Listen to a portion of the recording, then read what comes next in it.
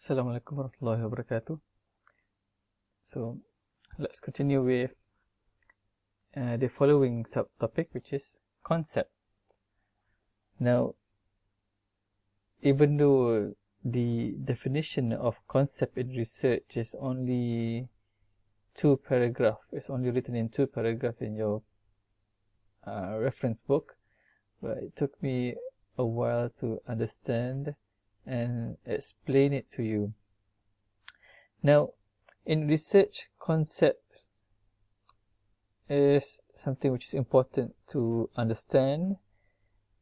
Right? So in your book it says that all theories contains many concepts that are considered as the building blocks of theory. So it's part of theory. Right? In general, concept. Okay, this is the general definition of a concept. It is defined as an idea expressed in either symbols or in words. So concept is an idea expressed in either symbols or in words. Okay, so from this definition, concepts are, it means that it can be described using symbols or definitions. Right, so in social science, concepts are understood by definition and not symbols. That is what it means. Contextualizing concept by a definition is heavily used in social science, which is my science. Now, I will give you an example, but let's go through all this first.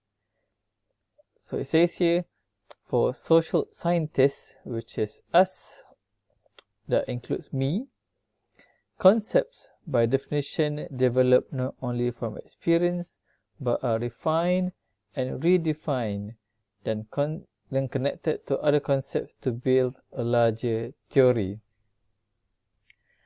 In other words, in the social sciences, each concept is well refined and redefined definition. So one can get away with being sloppy with concepts in daily conversations. Okay, but all concepts in human sciences require more logical and precise definition that can link theory with research writing. Okay, so we'll see about what this means. Right, so let's look at the, okay, remember, concept is considered part as with the building blocks of a theory. So let's look at the theory of eco-criticism, the theory that we have been discussing a lot in class, the theory that I will be using for my research.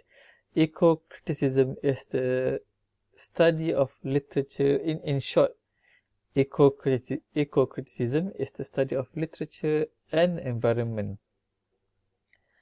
Now, one concept of eco-criticism is pollution. You can find the term pollution in the book by Greg Jarrard entitled Eco-Criticism. Now, the word pollution must be defined clearly so that it will be understood as part of the theory. What does that mean? Pollution as part of environment is the presence or the introduction of contaminants into the natural environment that cause adverse change. So that is what the concept of pollution is in eco-criticism. Now, it's very important to define what pollution is in this theory, because pollution can also mean other things, like in the term the pollution of mind. Now, in this sense, it doesn't refer to anything regarding the environment, but it's something that corrupts the mental state of a person. For example, how pornography can corrupt the state of the mind of someone. Now, we don't want to, okay, so this concept is different from the concept of pollution. This pollution is different from the concept of pollution that was explained, or that is part of eco-criticism. Right, so that's why it says here, okay, it needs to be defined. Okay, it needs to be defined. Okay, so in daily conversation we can be sloppy, okay, because it can mean other things, but in human science, okay, it must be precise, and it requires a more logical and precise definition that can link theory with research and writing. Okay, so there you go, the concept of pollution and eco-criticism. Thank you very much.